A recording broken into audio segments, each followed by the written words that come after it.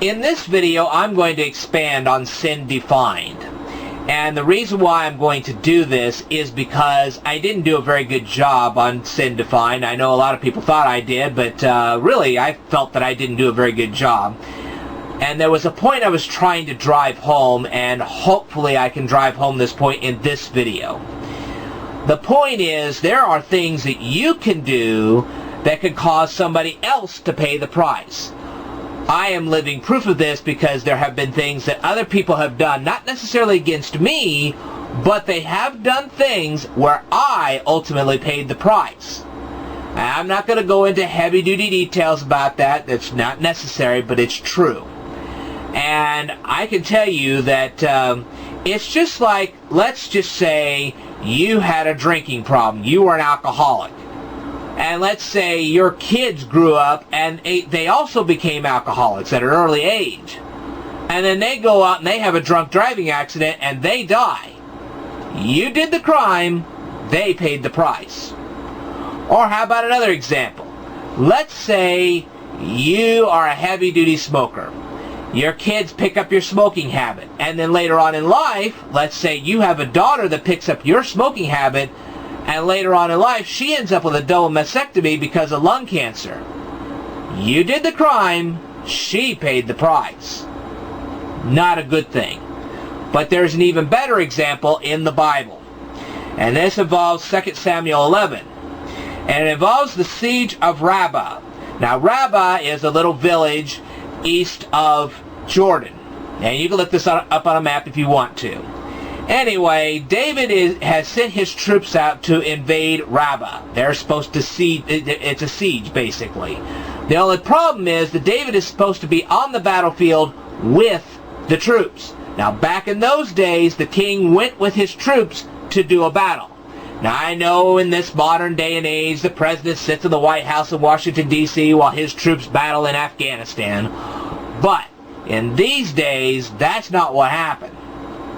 Okay, now, while David is sitting comfortably at home, Uriah the Hittite is out there with his troops trying to siege Rabbah. Alright, now, what's a Hittite? Well, a Hittite is an Anatolian village it's northwest of Syria, and you can check this out on a map if you want to. That's up to you.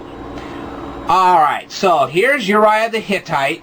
He's out in the battlefield. David's back at home. David then, he is sitting out there wondering how his troops are doing, which he should not be doing at that point. And he's looking out in the wilderness and looking out and whatever.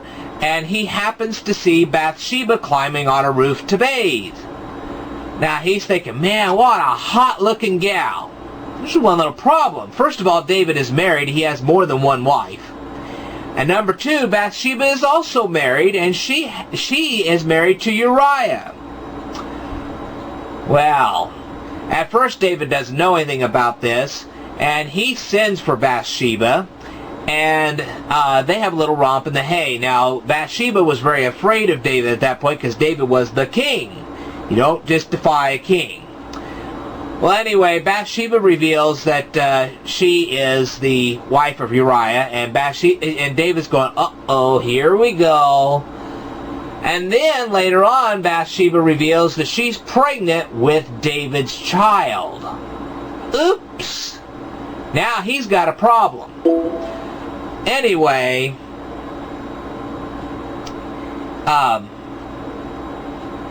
you've got this situation here. Bathsheba's pregnant.